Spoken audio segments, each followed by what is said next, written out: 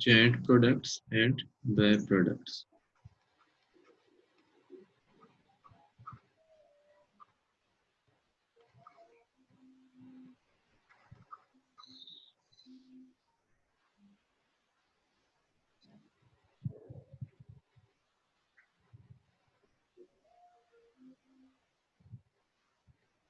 Okay, अब ये जो हमारे पास हमने भी प्रोसेस कास्टिंग पढ़ा है, तो बेसिकली जो प्रोसेस कास्टिंग है बाय नेचर में यहाँ लिख लूँ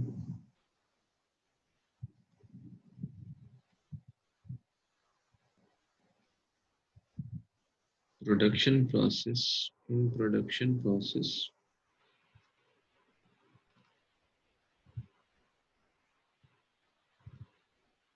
there are chances or likelihood कह लें of producing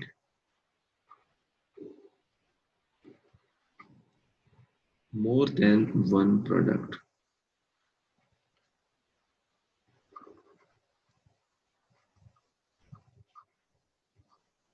ठीक है जी। तो प्रोडक्शन प्रोसेस है, उसकी नेचर ऐसी होती है कि जब हम प्रोसेसिंग कर रहे होते हैं तो अल्टीमेट वहां से प्रोडक्शन जो होती है गुड्स की, तो वो मोर देन वन प्रोडक्ट वो पॉसिबल होती है। ठीक है, तो वो पॉसिबिलिटीज क्या हो सकती हैं? Joint products and by products. ठीक है, तो हम इनके फीचर मेंशन कर लेते हैं कि कौन से जेड प्रोडक्ट्स में चीज़ें होती हैं और बाय प्रोडक्ट्स कौन सी होती हैं। तो यहाँ पर हम लिख लेते हैं फॉर एग्जांपल वन में joint products are produced from common input.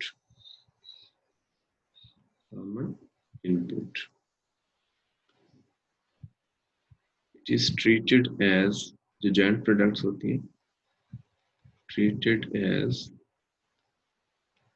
main product, treated as main product, major product, main product, और इसकी जो वैल्यू होती है वो ज्यादा होती है, high saleable value, high saleable value. And all Z products 1 2 3 जो भी हैं इक्वली इम्पोर्टेंट होती हैं, equally important in view of the management. और अगर हम बाई प्रोडक्ट्स को देखें, these are also produced from common inputs, from common inputs. Secondly, these are produced incidentally, यानी planned नहीं होती इसकी प्रोडक्शन जो बाई प्रोडक्ट है, not planned production, not planned production. Third one, insignificant,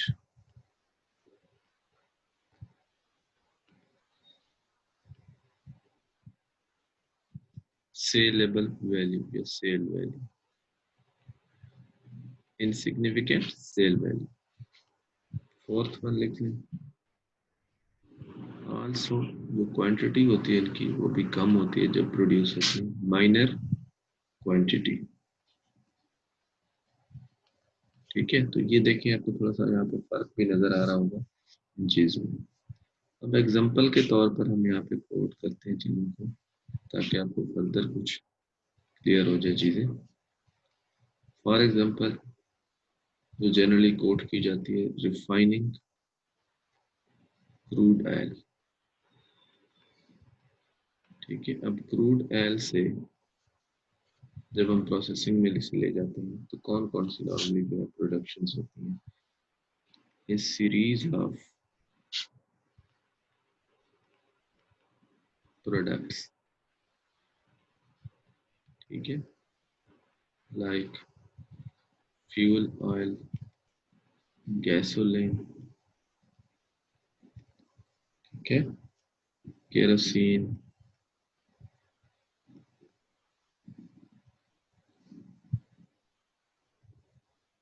jet fuel,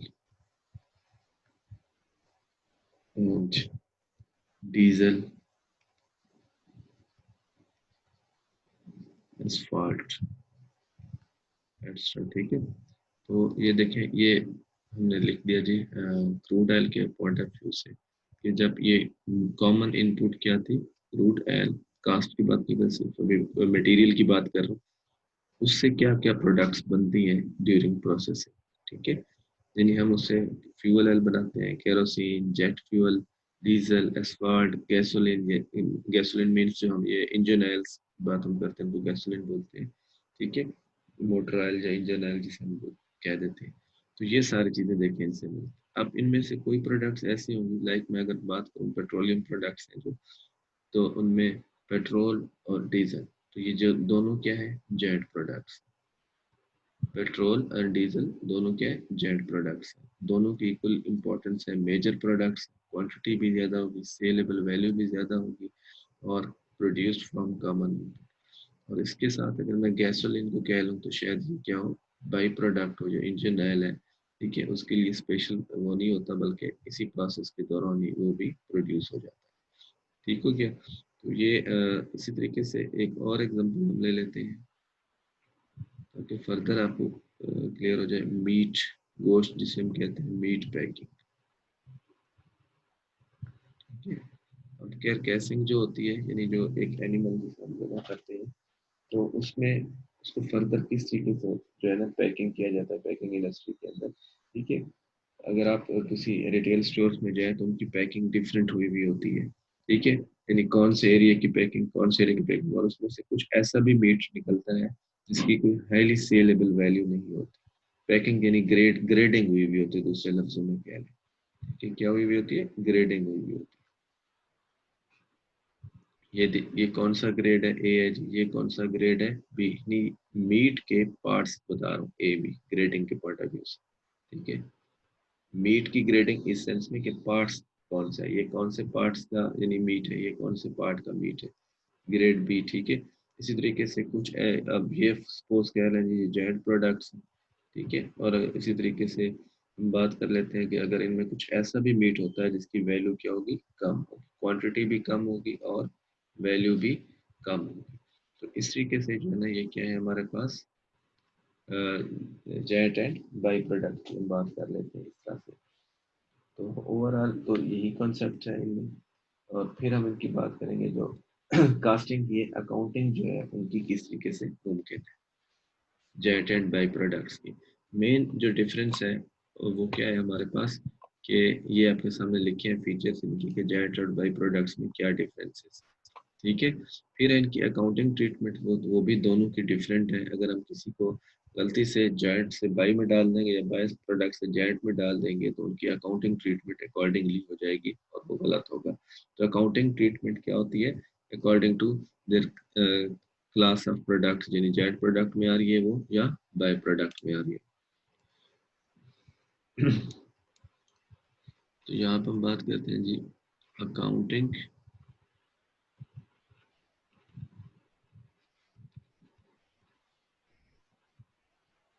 treatment of joint products cast,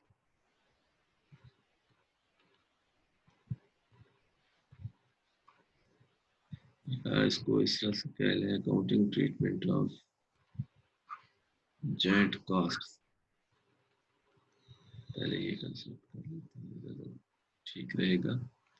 jet cost, ठीक है, कि अगर जेट कॉस्ट हो तो फिर किस तरीके से हम उनकी अकाउंटिंग ट्रीटमेंट करते हैं। इसके लिए मैं एक थोड़ा सा डायग्राम बनाता हूँ।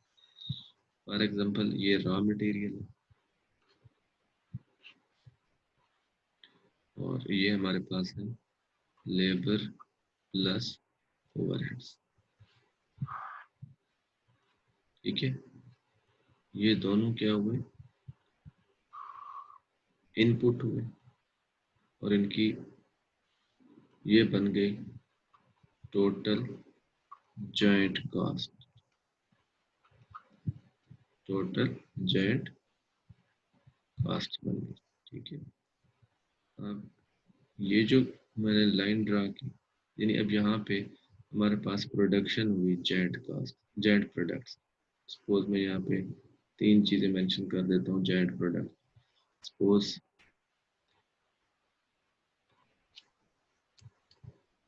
ऑयल है हमारे पास, गैसोलीन एंड अदर हमारे पास केमिकल्स। तो ये फॉर एग्जांपल मेरी जॉइंट प्रोडक्ट 1, जॉइंट प्रोडक्ट 2 और जॉइंट प्रोडक्ट 3। अब इस पॉइंट को जहाँ पे ये सेपरेट हुई है, इसको कह लें या इसको कह लें, इसको हम कहते हैं split off point, split off point, यानी या इसको पॉइंट ऑफ सेपरेशन। यानी अभी तक हमें इससे पहले कोई पता नहीं था कि क्या प्रोडक्शन हो रही है, क्या प्रोड्यूस होगा। तो according to processing production facilities, तो आउटपुट जो हुई हमारे पास आफ्टर स्प्लिट ऑफ पॉइंट, यानी हमें ये पता चलता है कि कौन कौन सी प्रोडक्ट्स जो है वो तैयार हो। ठीक है, तो ये पॉइंट क्या कहलाता है, स्प्लिट ऑफ पॉइंट। अब ये जो 3 प्रोडक्ट्स हैं, इनकी कॉमन कास्ट क्या थी, वो ये है टोटल जेड कास्ट या कॉमन कास्ट या कॉमन इन। ठीक है, अब हमने क्या करना होता है, देखिए हर प्रोडक्ट की अपनी कास्टिंग करना होती है, ऑयल है, गैसोलीन है, केमिकल है। तो अब हमने क्या करना है, हर प्रोडक्ट के ऊपर ये कास्ट डिवाइड करना, ये जो कॉमन इनपुट कॉस्ट। ठीक है, तो वो किस तरीके से हम यहाँ पे इनमें डिस्ट्रीब्यूट करते हैं, उनके क्या तरीक़ाकार है, क्या वेज है, वो हमने देख लिया अभी। ठीक है, अच्छा जी, अब इसके बाद क्या होता है, यहाँ पे एक बात हो कि समटाइम्स ऐसे होता है कि एट स्प्लिट ऑफ पॉइंट, ये जो 3 प्रोडक्ट्स हैं, हम इनको एज इट इज इसी जगह पे जैसी हालत में है बेच दें इनकी सेल्स वैल्यू पे, जो भी इनकी मार्केट में सेल प्राइस बनती है। और दूसरा ऑप्शन ये है कि कुछ प्रोडक्ट्स जहाँ पे जो सेपरेट हो चुकी हुई है, उनके ऊपर क्या होता है, फर्दर कास्ट रिक्वायर्ड होता है, फर्दर फर्दर कास्ट रिक्वायर्ड होती है। फॉर एग्जांपल अगर मैं एल की बात करूं, यहाँ पे इसकी सेल प्राइस 100 है, हो सकता है इसके ऊपर मैं 20 रुपए और लगा के इसको मैं क्या करूं, 140 रुपए में बेच। ये तो कास्ट है ना, अब ये भी कास्ट है, ये भी कास्ट है। ठीक है, अब 120 लगा और मैंने 140 में बेच दिया, ये भी क्या है, सेल प्राइस है, और ये भी क्या है, सेल प्राइस है। ठीक है, अब फॉर एग्जांपल मैं कहता हूँ कि मैंने क्या किया, अगर मैं इसको इस पॉइंट पे बेचता हूँ तो ये 100 का बिकता है, और अगर मैं इसे फर्दर 20 रुपए और लगा के बेचता हूँ तो ये 140 में बिकता है। ठीक है, और अब फिर मैं कास्ट देखूंगा कि जो जॉइंट कास्ट है, इसको डिस्ट्रीब्यूशन जा रही है वो कितना है, और फिर इस तरीके से मैं एनालिसिस कर सकता हूँ कि मेरे बारे में क्या है, मुझे किस में ज़्यादा बेनिफिट होगा कि at the point of separation मैं इनको बेच दूँ या फर्दर प्रोसेसिंग करके, ठीक है, उनके बाद मैं उसको बेचूँ। ठीक है, तो ये भी सेल प्राइस है, सेल वैल्यू या मार्केट वैल्यू भी इसे कह सकते हैं, और ये भी क्या है, सेल प्राइस या सेल वैल्यू। लेकिन पॉइंट इन टाइम क्या है, डिफरेंट है। यहाँ फर्दर कास्ट है प्रोसेसिंग के लिए रिक्वायर्ड, अगर इसको, तो वो आप लगा लेते हैं। इसी तरीके से हो सकता है इसको रिक्वायर्ड हो, तो आप क्या करेंगे, सपोज यहाँ पे आपके 15 रुपए लगते हैं, फिर इसको आप बेचते हैं, यानी यहाँ पे हो सकता था ये आपके पास 80 में बिक रहा हो, लेकिन यहाँ पे आपके पास हो सकता है ये 110 में बिक जाए। इसी तरीके से यहाँ पे हो सकता है ये 50 का हो, लेकिन फर्दर प्रोसेसिंग कास्ट 10 रुपए और लगा के आप हो सकता है आप इसे 80 रुपये में बेच रहे हैं। तो ये टाइमिंग्स और पॉइंट्स देख लें इस डायग्राम के साथ, ये मेरी पहचान लें, कॉमन इनपुट, ये हमारे पास क्या हुई, कॉमन इनपुट। ठीक है, दोनों टोटल जेंट कास्ट यहाँ पे एक वैल्यू होगी। अब इस वैल्यू को हमने क्या करना है, at split off point, this is the point where products are separated. तो इस जब ये प्रोडक्ट सेपरेटेड हो जाए, तो फिर हम देखते हैं कि इस जेंट कास्ट को इनके दरमियान डिस्ट्रीब्यूट कैसे करें। ठीक है। उसके बाद फिर हमने देखना है कि जेंट प्रोडक्ट्स को जब जेंट कास्ट को जब डिस्ट्रीब्यूट करना है तो उसके वेज क्या है। अब उसके वेज डिफरेंट हो सकते हैं। ठीक है, वो अब हम डिस्कस करते हैं।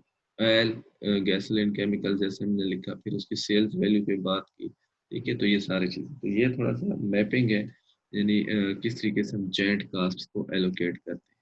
तो ये ज़रूरी नहीं कि ये सारी की सारी जेंट प्रोडक्ट्स हो, तो हो सकता है यहाँ पे एक फोर्थ वन हो।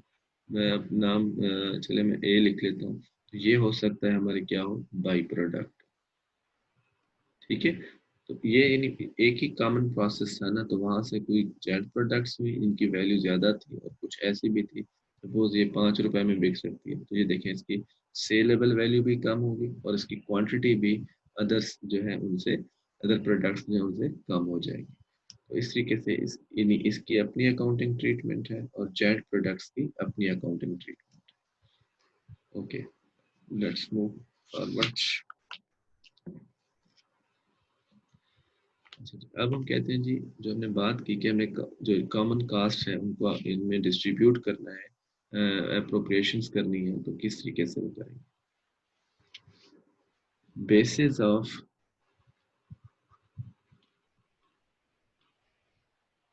अपॉर्शनमेंट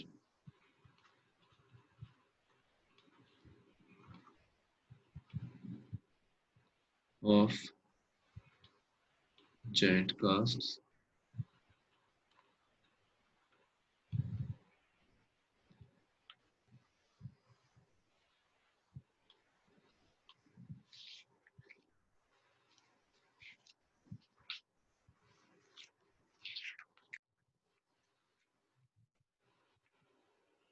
between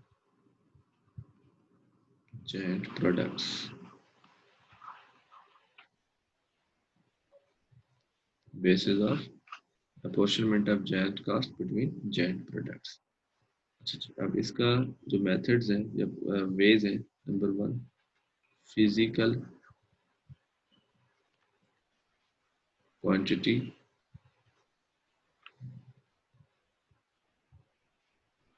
और प्रोडक्शन यूनिट मेथड और प्रोडक्शन यूनिट मेथड। इसको ना हम एक और नाम भी दे सकते हैं, average unit cost method. Average unit cost method. अच्छा, ये अब देखिए मैं दो दो तीन तीन नाम इसलिए लिख रहा हूँ कि किसी बुक के राइटर ने इसे क्या नाम दिया हुआ है, किसी बुक के राइटर ने क्या नाम दिया। ये एज अ स्टूडेंट आपको ये चीज़ें स्टडी करना होती है, पढ़ना होते हैं कि भाई क्या क्या इसके नॉमेनक्लेचर्स हो सकते हैं। सेकेंडली, सेल्स वैल्यू और market value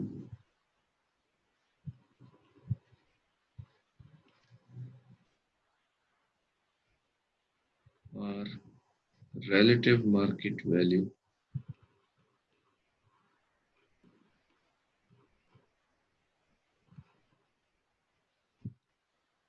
at split off point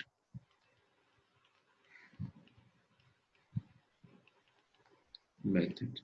एक हम इस मेथड को यूज कर सकते हैं, सेल्स वैल्यू जैसे हमने यहाँ पे जिक्र किया, ये 100 का बिक सकता है, ये 80 का, ये 50 का, ये 5 का। तो यहाँ पे क्या हो सकता है, पॉसिबिलिटीज क्या है कि हम किस तरीके से इनको डिस्ट्रीब्यूट करते हैं कास्ट इन बेसिस पे। थर्ड वन, नेट रियलाइजेबल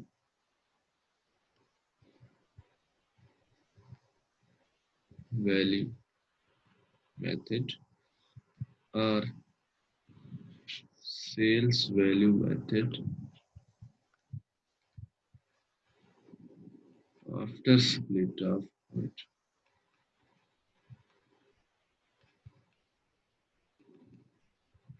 ठीक है, यानी हम ये बात कर रहे हैं sales value minus further processing cast.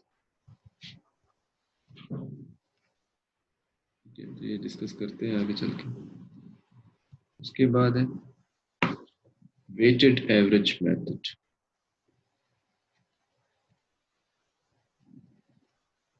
Weighted average method. इसके क्वेश्चंस कम हो गए, हो सकता है ना भी, तो ये वैसे मेथड मैं यहाँ पे लिख रहा हूँ। तो नॉर्मली जो जहाँ पर ये काम चलेगा फर्स्ट 3 मेथड्स पे। ठीक है जी। तो आज हम इसी को पहले पढ़ेंगे, इसके एग्जांपल करते हैं ताकि हमें ये क्वेश्चन सॉल्व करने का पता चल जाए कि किस तरीके से इनको यूज किया जाता है। क्वेश्चंस के लिए हम यहाँ पे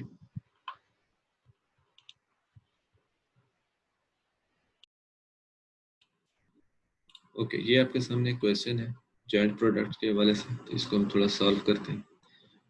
Two joint products JP1 and JP2 are produced from a common process. During March, 8,000 units of materials were input to the process. Total cost of processing direct materials and conversion costs were 1,35,880. Output was 5,000 units of JP1 and 3,000 units of JP2. JP1 has sales value of rupees 40 per unit when it is output from the process and can be sold rupees or 120 per unit after further processing cost of rupees 25 per unit. JP2 has a sales value of rupees 55 per unit when it is output from the process and can be sold for rupees 80 per unit after further processing cost of rupees 15 per unit. ठीक है, अब requirement में ये है कि जितने भी हमारे पास मेथड्स ऑफ अपोर्शनिंग कॉस्ट हैं हम यूज़ करके तो जॉइंट प्रोडक्ट कास्ट की एलोकेशन करें कि किस तरीके से वो एलोकेट होगा। तो फर्स्ट ऑफ ऑल जैसे हमने ये मेथड्स लिखे हैं, फिजिकल क्वांटिटी और प्रोडक्शन यूनिट मेथड और एवरेज यूनिट कास्ट, तो हम इस मेथड को यूज़ करते हैं। और उससे पहले हम क्या करते हैं, एक डायग्राम बनाते हैं, ये ज़रूरी है ताकि आपको कॉन्सेप्ट्स क्लियर हो। Direct material and conversion cost, ठीक है।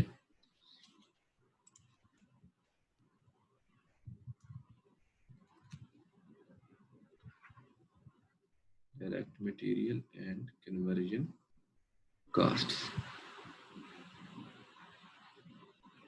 तो ये हमारी कॉमन इनपुट हुई।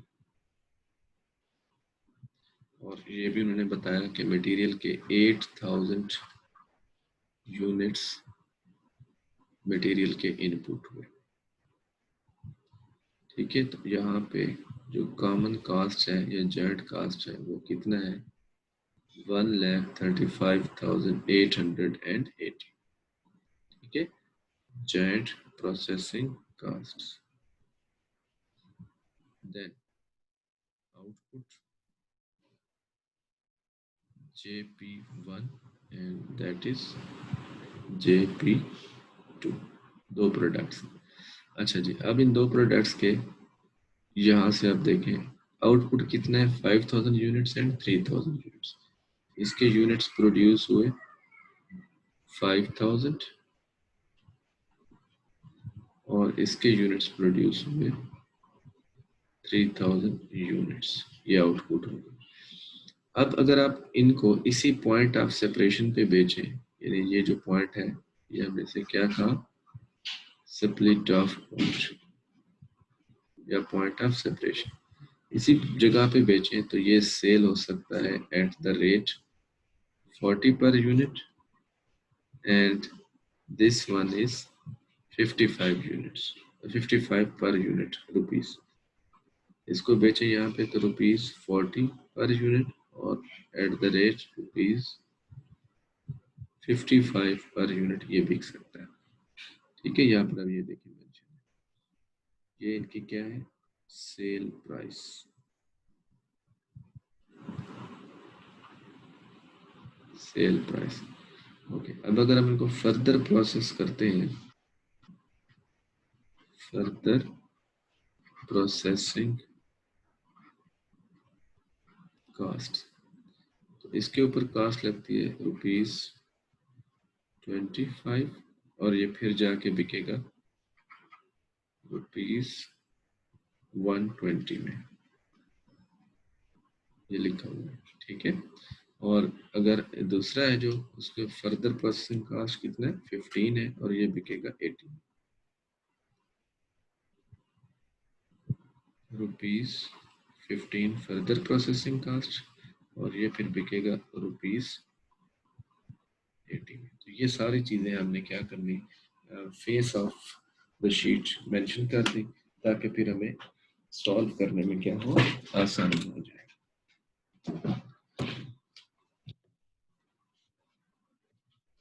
मेथड 1 फिजिकल क्वांटिटी मेथड जो है या average cost average unit cost method.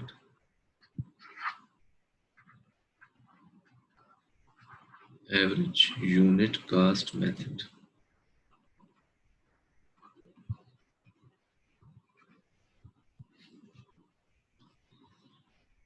या फिजिकल क्वांटिटी मेथड जो भी हम इसे नाम दें। अच्छा जी, अब इसमें क्या करेंगे, हमारे पास देखें प्रोडक्ट्स कौन कौन सी हैं।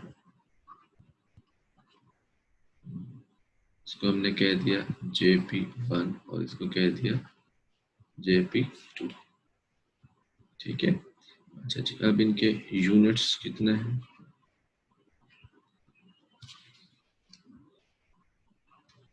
5000 एंड 3000 यूनिट्स।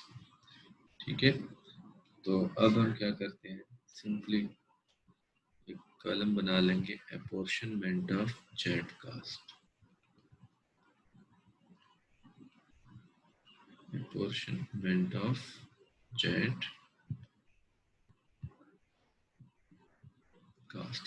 ठीक है, तो उसके लिए हम थोड़ा सा यहाँ पे कर लेंगे वर्किंग,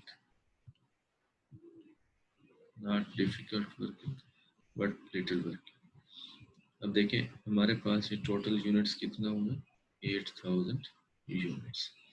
ओके, अब हमारे पास जो कास्ट बनेगी एवरेज कास्ट क्या बनेगी, average unit cost, average unit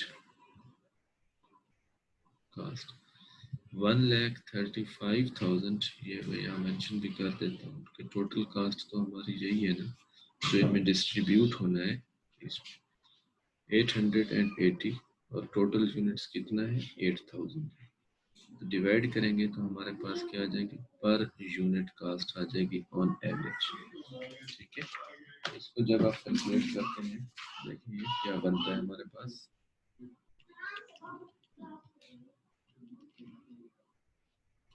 ये पॉइंट्स में बन रही है 16.985।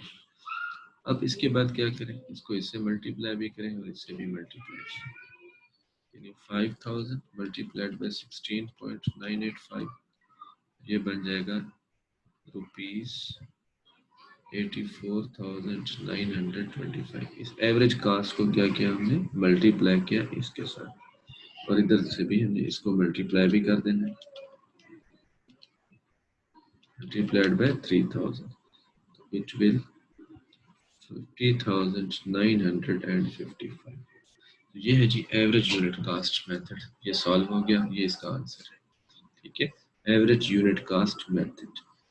तो यहाँ प्रोडक्ट्स नंबर ऑफ प्रोडक्ट से ज़्यादा हो सकते हैं 1 2 3 4 5 तक, लेकिन मेथडोलॉजी यही रहेगी। ठीक है, तो दैट्स इट, ये एवरेज यूनिट कास्ट या फिजिकल क्वांटिटी मेथड आप इसे कहना, कोई भी आप इसे नाम दें। अच्छा, अब यहाँ पे देखिए इसे जब हम लिंक करते हैं प्रोसेस अकाउंट के साथ,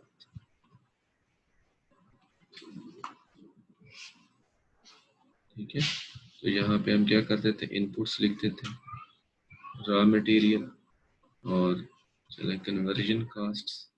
अब यहाँ पे उन्होंने सेपरेट हमें इस क्वेश्चन में नहीं दी हुई ये चीज़ें, लेकिन मेथडोलॉजी हमारी यही होती थी, इनका कॉमन हमने बता दिया हुआ है 135880 और आउटपुट में JP1 JP2 दैट इज 84,925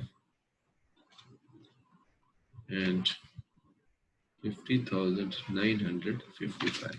तो ये इस तरह से हमारा प्रोसेस अकाउंट यानी कंप्लीट हो गया, 135880 135880। दैट्स तो ये है हमारा जो फिजिकल क्वांटिटी मेथड और average cost, average unit cost method. ठीक है, यहाँ तक कोई क्वेश्चन है तो आप पूछ सकते हैं, if you have any question.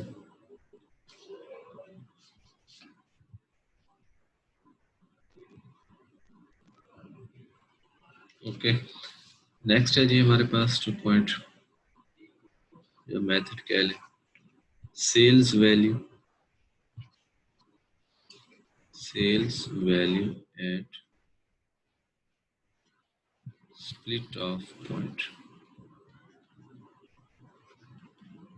Method.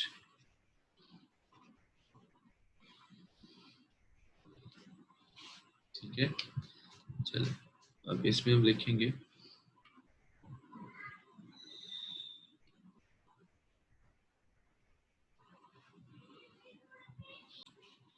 Sales value at split off point method. तो यहाँ पे अब देखें हम इसको किस तरीके से सॉल्व करते हैं। Products JP1 and JP2, units produced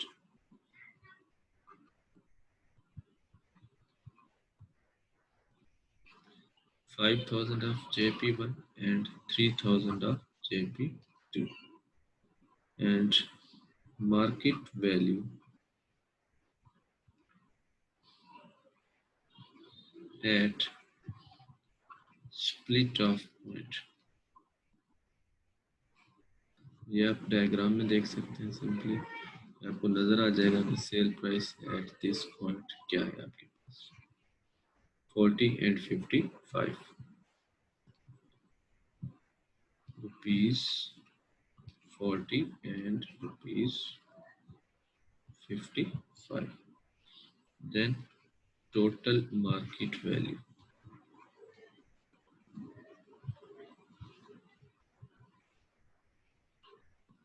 multiply करके simply 40 into 5,000 and 50 into 3,000, so you will get rupees 200,000 for JP1 and rupees 1,65,000 for JP2. Total market value of both products is rupees 3,65,000, right? अब हम करेंगे जी apportionment of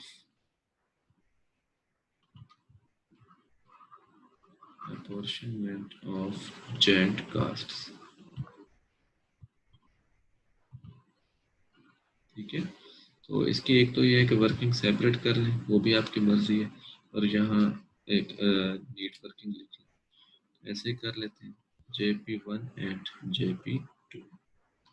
ठीक है, अब आपकी जो total अपोर्शनिंग cast है फॉर अपोर्शनिंग, वो है आपके पास 1,35,880। ठीक है, इसको आपने इन दोनों में डिस्ट्रीब्यूट करना है, तो based on market value at split off point method.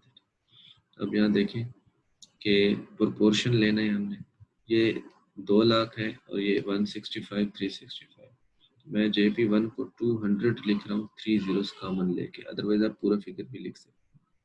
Out of 365 zeros common लें, ठीक है, एंड मल्टीप्लाइड बाय 135,880, यानी जिसका जितना शेयर है हमने वैसे लिखा, और यहाँ पे 165 and divided by 365 out of 135,880। जब हम इनको सॉल्व करते हैं तो आप देखेंगे क्या इनके आंसर्स आते हैं। First one is 74455 and second one is 61425।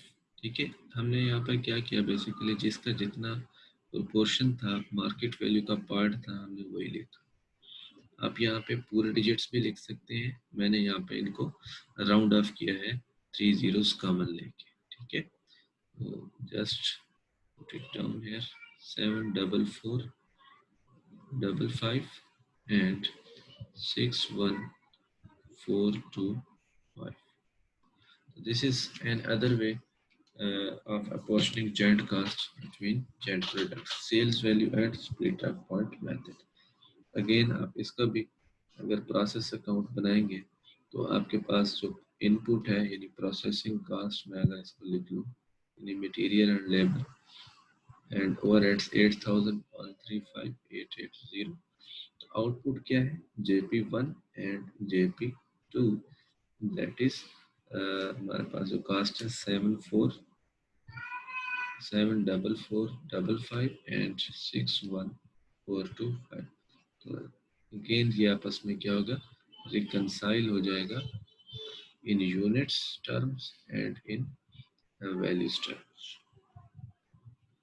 8,135,880, ये भी 8,000।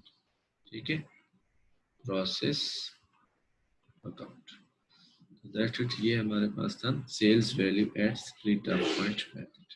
होपफुली आपको ये भी क्लियर हो गया होगा। Third one, net realisable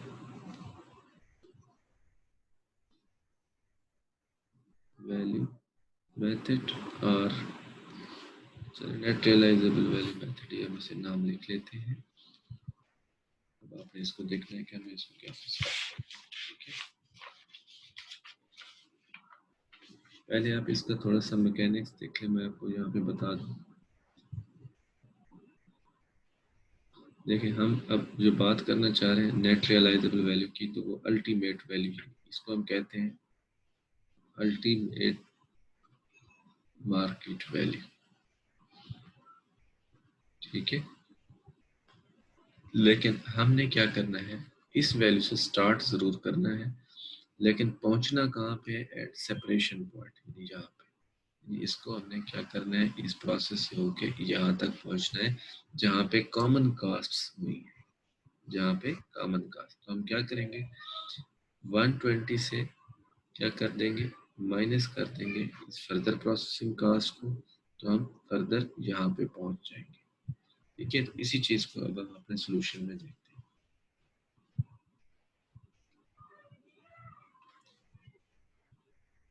columns बना लेते हैं, प्रोडक्ट्स JP1 JP2, उसके बाद प्रोडक्शन यूनिट्स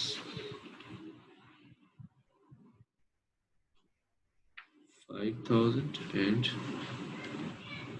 3,000। उसके बाद आप यहाँ लिखें अल्टीमेट मार्केट वैल्यू।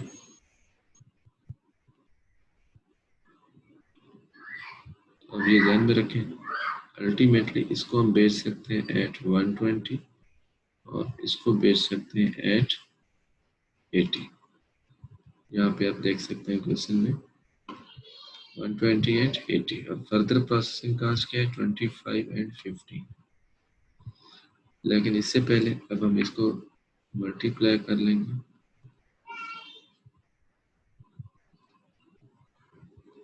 5,000 इंटू 120, तो ये बनेगा आपके पास ₹600,000, और इसको अगर आप मल्टीप्लाई करें तो ये बनेगा ₹240,000। ठीक है, अब आप इसका बेशक टोटल कर लें, यहाँ पे it will 840,000।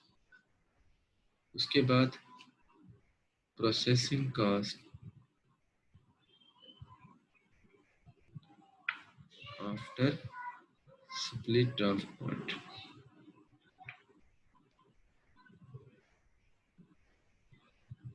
Eight the rate 25 and at the rate 15।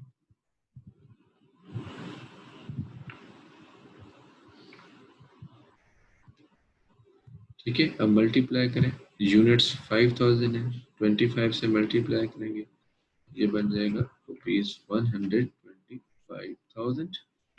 3,000 को मल्टीप्लाई करेंगे 15 से, ये बन जाएगा ₹45,000। इसको भी बेशक आप टोटल कर लें, 1,70,000 ठीक है। उसके बाद हम इसे कहेंगे हाइपोथेटिकल मार्केट वैल्यू।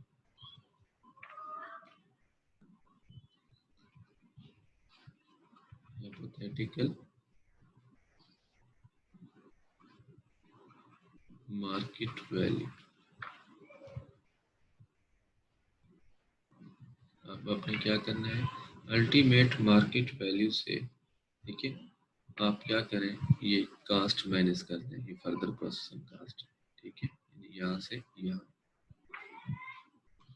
अगर आप 6 लाख से 1,25,000 माइनस करते हैं, 600,000 minus 1,25,000, it becomes 4,75,000। And same इसी तरीके से यहाँ पे भी ये आपने क्या करना है, माइनस करने हैं 240,000 माइनस 45,000, तो ये आपके पास आ जाएगा 1,95,000। अब आप क्या करें, इन दोनों को प्लस कर दें, ये आपके पास बन जाता है 6,70,000। ठीक है। अब आप यहाँ पे लिखें apportionment of joint cost. Apportionment of joint cost. ठीक है। अब जेंट कास्ट टोटल कितना है, 1,35,880। अब हमें इनमें डिस्ट्रीब्यूट करना है कि ये कास्ट कितना है, और डिस्ट्रीब्यूशन की जो बेस है वो है नेट रियलाइजेबल वैल्यू मेथड को हमने जो यूज़ किया है। तो ये मार्केट वैल्यू मेथड है जो यानी आफ्टर स्प्लिट अपवर्ड, इस बेस पे हमने क्या करना है, अब इसमें डिस्ट्रीब्यूट करना है JP1 JP2। अब ये देखिए कॉमन अगेन मैं ले रहा हूँ 3 जीरोस को, 475 डिवाइडेड बाय 670 मल्टीप्लाइड बाय 135,880, और यहाँ पे 195 डिवाइडेड बाय 670 इंटू 135,880। जब हम ये वर्कआउट कर लेते हैं चीज़ों को, हमारे पास आंसर जो बनता है 96,333 एंड 39,547।